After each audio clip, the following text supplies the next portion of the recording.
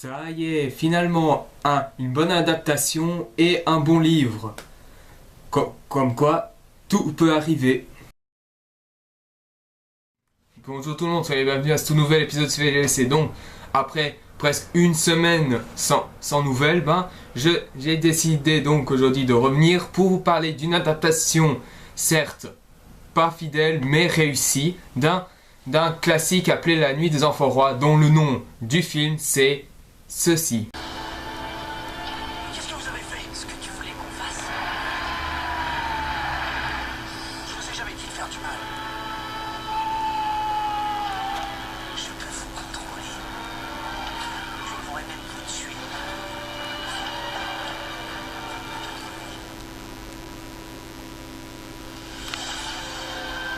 faut que tu te fasses aider, t'en as besoin. Quoi? On te manipule, tu comprends pas? Non, touche pas! Sommes-nous toujours 6? Je me battrai pas, vous m'entendez? Est-ce que nous sommes toujours 6?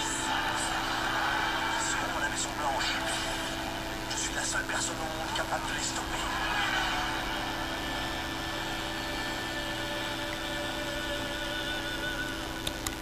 The Prodigy, sorti en 2011 et réalisé par Antoine Charrérion, qui réalise pour la première fois, parce que c'est son premier film en tant que réalisateur, et qui s'en sort vraiment pas mal. Au casting, que des inconnus à part un, qui joue le rôle du héros Jimbo Ferrar, qui n'est autre que Mathieu Kassovitz, qui en tant qu'acteur a été connu dans deux films, je me souviens de lui, Le Fabuleux Destin d'Amélie Poulain de Jean-Jacques Jeunet et également de Munich de Steven Spielberg, qui sont tous les deux des excellents films. Et il est surtout connu en tant que réalisateur pour avoir fait Métis, Les Rivières Pourpres, La Haine, Babylone AD et le très sous-estimé L'Ordre et la Morale. Sinon voilà, que ça dans le casting. Maintenant, allons vite dans le sujet. De quoi parle The Prodigies? Si vous connaissez le livre, ça raconte grosso modo la même chose. On suit Jimbo Ferrar, qui est un grand surdoué qui, grâce à un jeu, a détecté 5 prodiges qui ont une intelligence surdouée et des pouvoirs paramentaux assez spéciaux, comme lui. Seulement voilà, un jour après le premier numéro du jeu, les enfants rois se font agresser dans le parc, et après cet événement, les enfants rois décident donc de se venger contre ces personnes qui les ont fait mal, et ils commencent à tuer des gens, voire même des innocents, pour se venger de l'humanité. Jimbo va tout faire pour les arrêter, mais sera confronté à un choix: les affronter ou être avec eux. Voilà, c'est à peu près ça l'histoire. Mais avant de partir directement sur le film, je dois quand même un peu parler sur les différences entre le livre et le film, parce que c'est important pour la suite. Alors le livre, écrit par Bernard Lanteric, qui s'appelle La Nuit des Enfants Rois, enfin son scénario c'est la même chose, c'est-à-dire Jimbo Ferrar qui est un surdoué qui a trouvé 5 prodiges, mais cette fois-ci non pas grâce à un jeu, mais grâce à une étude des seins d'enfants. Mais seulement voilà, un événement, donc une agression a heurté les jeunes, et ceux-ci décident donc de se rebeller contre l'humanité en tuant non seulement ses agresseurs, mais aussi des innocents. Et Jimbo devra faire le choix entre être avec eux ou les combattre. Donc voilà, chronologiquement c'est la même chose que le film, mais le film a plus de différences avec le livre, et c'est pour ça que je vais vous parler. Je vais parler un à un de ces différences.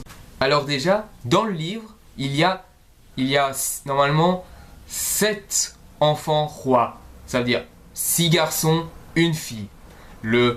Alors dans le film, il y a 2 filles et 3 garçons. C'est-à-dire ils sont que 5. Ça veut dire que dans le film, les enfants ils attendaient lorsqu'ils ont vu la première vidéo où Jimbo parlait disant qu'il y a sûrement des autres enfants rois dans le monde, etc. Et qu'un jour ils se remettront ensemble pour combattre l'humanité, etc. C'est tout un truc de ce genre. Dans le livre, c'était un peu pareil, sauf que c'était 8. Ici, c'est 6. Pourquoi 6? Simple. 6, c'est le nombre du diable, tout simplement.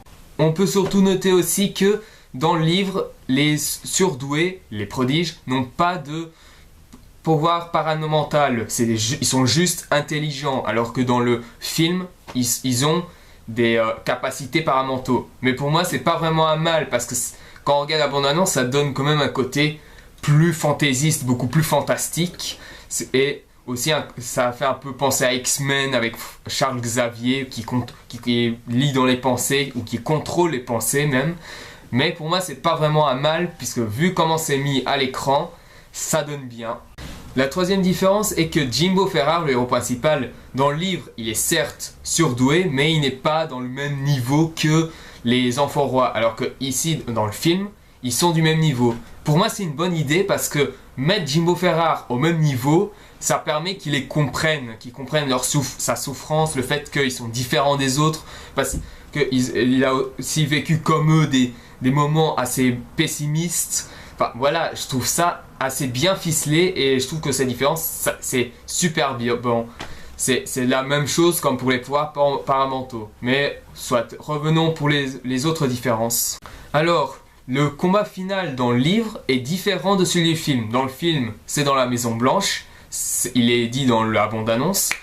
Dans le livre, c'est dans une maison au bord de la mer. Moi perso, je préfère plus la Maison Blanche à la maison au bord de la mer parce que à la maison au bord de la mer, je trouve ça un peu trop simple, beaucoup trop simple comme lieu pour le combat final. Et la Maison Blanche, c'est vraiment un endroit très sécurisé, c'est un endroit qui est majestueux, qui est imposant. Voilà, c'est un endroit très spécifique pour un combat final. C'est un peu la même chose comme pour certains films comme White House Down de Roland Emmerich ou encore Olympus Has Fallen de Antoine Fuqua. Je veux dire, ces deux films-là se passent dans la Maison Blanche et ces deux films-là, leur combat final, après, on aime ou on n'aime pas, ils sont sympas. Pour moi, ils sont sympas, mais c'est vrai que j'ai vu mieux en tant que combat final. Mais bon, pour moi, c'est la Maison Blanche que je trouve plus intéressant que la maison au bord de la mer. C'est mon avis. Après, si vous n'êtes pas d'accord, vous pouvez me le dire, mais moi, je trouve que c'est plus la Maison Blanche. Comme je l'ai dit dans le résumé du film, l'autre différence est que dans le film, ils utilisent un jeu de questions-réponses, alors que dans le livre, ils utilisent une étude dessin d'enfants pour connaître l'aptitude des enfants rois. Bon, c'est vrai que pour moi, là, je suis un peu entre les deux, quoi. Je veux dire, parce que d'un côté, l'étude d'enfant, d'un côté, je trouve ça puéril, mais d'un autre côté, un peu simple pour découvrir l'intelligence des enfants. Et d'un autre côté, les jeux questions-réponses pour connaître les... Non, en fait, au final, je vais juste vous dire un truc, c'est que je préfère plus le jeu questions-réponses parce que ça montre bien l'intelligence des jeunes, je veux dire, parce qu'un truc d'enfant, là, le dessin, c'est un peu puéril, je veux dire. Donc voilà, après... C'est votre avis si vous n'êtes pas d'accord, mais pour moi, je trouve que ça passe mieux le jeu que le dessin. Après, je suis fan des dessins, mais voilà, je préfère plus le jeu. Ensuite, contrairement au film, dans le livre, la relation de Jimbo avec Lisa c'est une autre enfant roi, elle est beaucoup plus intense. Alors, quand on voit dans le film, Lisa, qui est l'une des enfants rois, lorsqu'elle rencontre... Jimbo, elle se fait d'amitié, amitié parfois même un peu trop, j'exagère un peu, mais bon. Mais c'est quand même un peu dans le cas dans le film, parce que quand elle voit qu'il est avec sa femme, elle fait une tête du genre c'est qui celle-là, voilà. Ça, c'est vrai que quand même une fille de 14 ans qui flash sur un mec qui a 20-30 ans, c'est vrai que ça, c'est vrai qu'après, ça arrive souvent, mais voilà, ça m'inquiète un peu pour l'autre différence qui va suivre. L'autre différence, c'est que voilà, Jimbo et Lisa, ils ont eu deux enfants dans le livre, dans le film, nada. Mais voilà, c'est compréhensible parce que franchement. On voudrait croire que Jimbo, qui a 20-30 ans, qui va baiser avec une fille de 14 ans et qu'ils aient deux enfants, ouais. Moi perso, le film est plus fort dans ce point-là parce que parce qu'il y aura un autre passage que je vous dirai par la suite. Et également parce que, déjà, dans le film, Jimbo a déjà une femme et que Lisa, elle a 14 ans et qu'avec un mec de 20-30 ans, non. Non, ça va pas. Il y a un autre passage, c'est le passage où Jimbo se fait tabasser par ses parents, enfin, par son père surtout. Bah, cette scène n'apparaît pas dans le livre. Enfin, on suppose dans le livre que le père est bien mort, mais on ne sait pas comment.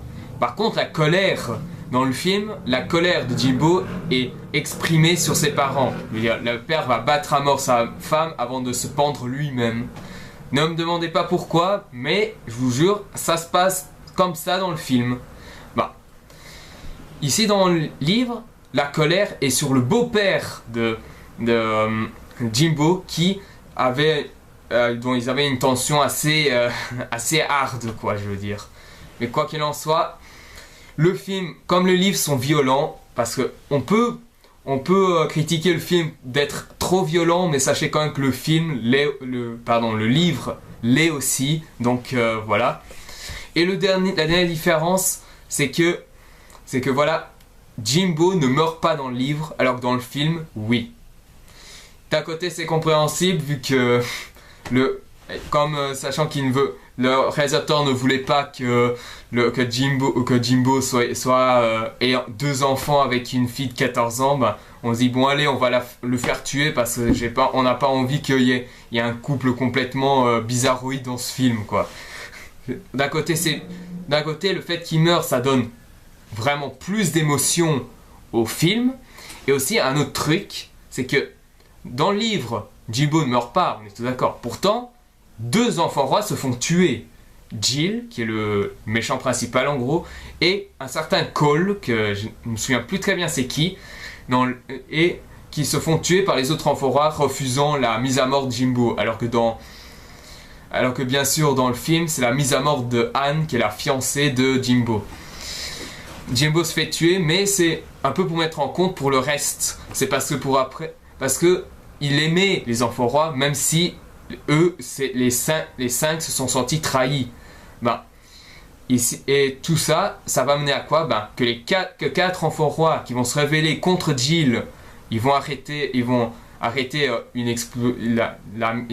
l'empêcher de faire la mise à mort de Anne, et aussi la destruction de la ville. Et d'un autre côté, ils vont reprendre la place de Jimbo en tant que celui qui essaye de chercher les autres enfants rois, donc. Et quant à Jill, ben, il s'en va tout seul, enfin, il est exilé en gros. Donc voilà, pour les différents effets, maintenant, la critique, parce que j'ai tout dit sur les différences, maintenant, la critique du film. Pour commencer, il faut comprendre que The Prodigies est une claque visuelle. Niveau mise en scène, effets spéciaux, rien à dire, c'est magnifique. Vous voyez la bande-annonce, vous savez comment le film sera au niveau mise en scène, quoi. Et aussi niveau animation, c'est juste brillant. Non seulement ça ressemble à un jeu vidéo façon British, mais en plus de ça, l'animation est ultra fluide. Quand les gens se font posséder, qu'ils bougent dans tous les sens, quand les pouvoirs se déchaînent, enfin, c'est d'une virtuosité, mais c'est incroyable, quoi. Je veux dire, moi je regardais le film en streaming, mais j'étais putain, quoi, mais ça déchire. Mais franchement, je vais peut-être dire quelque chose qui est un peu hors sujet, mais ce film n'a pas eu un succès énorme, quoi, je veux dire. Et ça me fait chier, parce que ce film, pour moi, c'est presque, je dis bien presque, un chef-d'œuvre. Il aurait pu avoir le statut de chef-d'œuvre, mais il y a quelque chose qui fait qu'il ne l'est pas. C'est que voilà, en fait, déjà le film, il a été un échec au box-office. Je ne connais pas le budget, mais niveau au box-office en France, il n'a réuni que 135 000 entrées. Qui, en France, c'est assez ridicule, sachant qu'un succès en France, il doit dépasser la barre des millions ou se rapprocher des millions. Ben, ici, franchement, c'est assez ridicule et ça me fait chier parce que un film comme ça, mais un film français, parce que si on compare ce film français, le Prodigies, avec les autres films français qu'on s'est tapé maintenant, comme Les Profs, Boulet Bill, Astérix et Obélix, Au service de Sa Majesté, qui sont tous les 3 des grosses merdes, The Prodigies, il est bien meilleur que ça. Et franchement, pour moi, et surtout mise en scène et effets spéciaux, il Prodigy les enterre tous ces 3 films de merde, Bullet Bill, Les Profs et Access au service de Sa Majesté, tous les trois Prodigy les enterre totalement. Niveau acteur, les acteurs se jouent super bien. Et j'ai peut-être une petite préférence pour Mathieu Kassovitz qui joue super bien le rôle de Jimbo Ferrar. Ensuite, ce que je peux dire peut-être, c'est que certaines scènes, ils ne sont pas surdécoupés. Je veux dire, je vais prendre une scène, bon, je vais expliquer un peu la scène. Après l'agression des jeunes par deux couillons, oui je les appelle ces couillons, ces deux-là, ils se reconnaîtront, ne vous inquiétez pas. Après ça, moi personnellement, je vous le dis tout de suite, moi j'étais à ce moment-là plus du côté des enfants rois. J'étais plus en train de vous dire, allez, énervez-vous, les payer pour qu'ils ont fait. Et ils te l'offrent ça dans un paquet cadeau. Comment? Comme ça.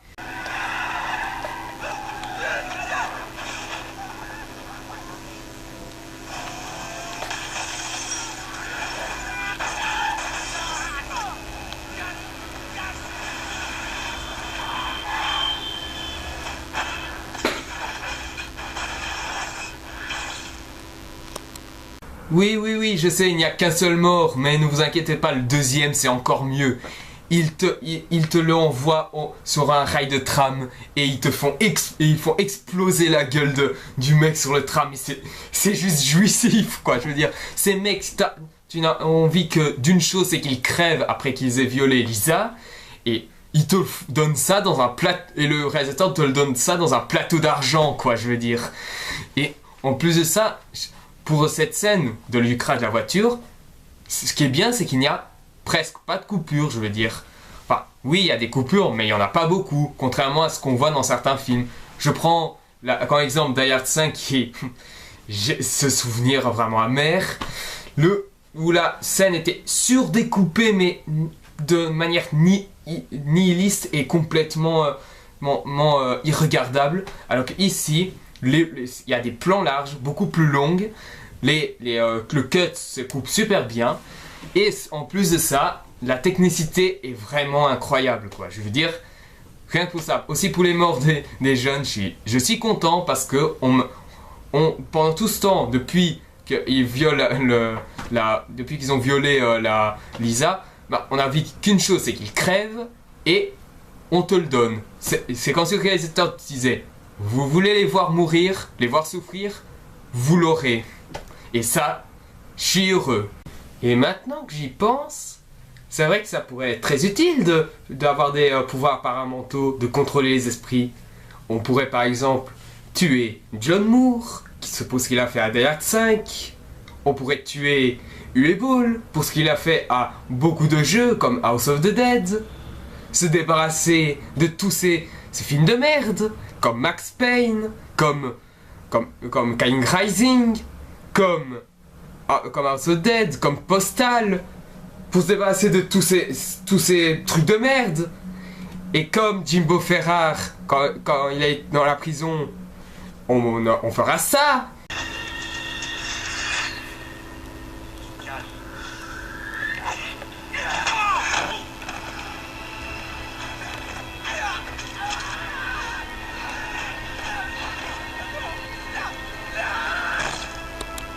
Ah, le doux parfum de la possession des gens qui me traversent son corps. Ah. Puis maintenant, venons au scénario, parce que je vais quand même continuer un peu. Le scénario est juste génial. Bon, certes, pas aussi exceptionnel par rapport au livre. Là, le scénario, on peut dire que le livre, il surpasse. Mais le film a un excellent scénario aussi.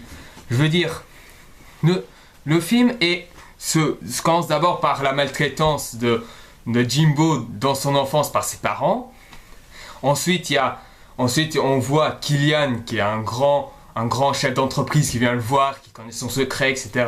Puis, bien sûr, il y a tout ce schéma qui arrive où bien sûr Jimbo rencontre les enfants rois se font agresser, les enfants rois se rebellent contre des agresseurs, il les tue, ensuite il va continuer à tuer d'autres gens, bref c'est jusqu'au combat final à la Maison Blanche qui est juste génial. faut le voir pour le croire, quoi. Je veux dire, par rapport à la maison au bord de la mer dans le livre, dans le film, dans la Maison Blanche, c'est juste génial, quoi. Les scènes, ce sont des scènes qui sont impressionnantes. Déjà, comme je l'ai dit, toutes les scènes où il y a les scènes d'action ou les scènes de possession, ils sont juste gigantesques, quoi, je veux dire. Il suffit juste de le voir pour le croire. Croyez-moi, je vous dis tout de suite, il faut voir le film pour voir ces scènes parce que, franchement, des films comme ça, même un film français de ce genre-là, ça, c'est très rare. Très rare. Franchement, on peut dire que j'ai été fasciné par ce film au niveau de mise en scène et de niveau technique, quoi. Je veux dire, un film comme ça, mais franchement, faut le voir, quoi, je veux dire. Mais bon, s'il y a peut-être un petit défaut que je peux donner un peu au film, c'est que contrairement au livre, il n'est pas marquant, malheureusement. Et c'est ça, le fait c'est presque un chef-d'œuvre, je veux dire. Il a tous les atouts pour faire un chef-d'œuvre de la science-fiction, qui aurait pu être un bon rival aux X-Men, mais au final, voilà, le scénario, malgré les bonnes idées, malgré le fait que, malgré les différences avec le livre et vers le fait que le schéma narratif reste quand même un peu la même que le livre, voilà, le film n'est pas aussi marquant que ça, et ça me fait chier parce que ce film, je l'ai adoré, et maintenant, si vous voulez bien, je vais conclure cette critique avec le plus grand point positif que je vous donne. Bref, pour conclure, les Prodigy est un excellent dessin animé français juste extraordinaire. Niveau réalisation, niveau effets spéciaux, l'histoire, ils sont géniaux, même les acteurs s'en sortent bien. Le seul problème, c'est qu'il n'est pas marquant. Si je dois donner un point positif à deux Prodigies, c'est que même si Casse Départ est un film qui a un peu remonté le cinéma français, je peux dire que Prodigies aurait dû, et je dis bien aurait dû, le précurseur de ce que le film français aurait dû être. Un cinéma qui varie les genres, qui accepte des films comme la science-fiction, comme la fantastique, comme l'horreur, bref, tous les autres genres, comme a fait le cinéma hindou, et comme quoi, parce que maintenant, le cinéma français se prend vraiment un gros mur, et ça me fait chier que des films aient beaucoup de succès, qui sont des grosses merdes comme Les Profs, plutôt que de soutenir des films comme The Prodigies, qui ne sont pas très connus et qui pourtant ont un meilleur potentiel que tous les films de merde français qu'on s'est tapés. Après, il y a des exceptions, mais en grande majorité, c'est assez amer.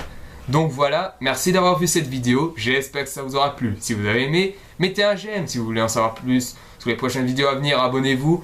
Si vous avez des propositions de jeux ou de films à me demander, toutes les choses sont possibles, envoyez-moi des commentaires et on en rediscutera.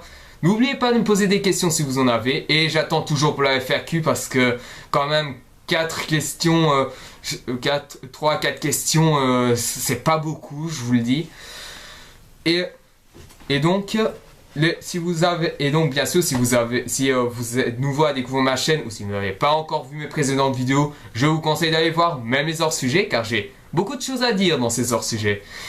Et donc voilà, pour la prochaine vidéo, la vidéo sera sur un film qui a beaucoup, mais je dis bien beaucoup été détesté par des fans et par beaucoup de gens, mais qui certains quand même réussissent quand même à prendre un petit peu leur pied. C'est un film qui s'intéresse sur un homme appelé Dr Seuss, qui est mort depuis un certain temps, qui a fait le Grinch, qui a fait Horton, mais je pense que je vous ai déjà tout dit. Donc soit je vous donne rendez-vous pour ce film-là, qui pour moi ça a été l'une des plus grosses déceptions de mon enfance, et je vous dis à la prochaine.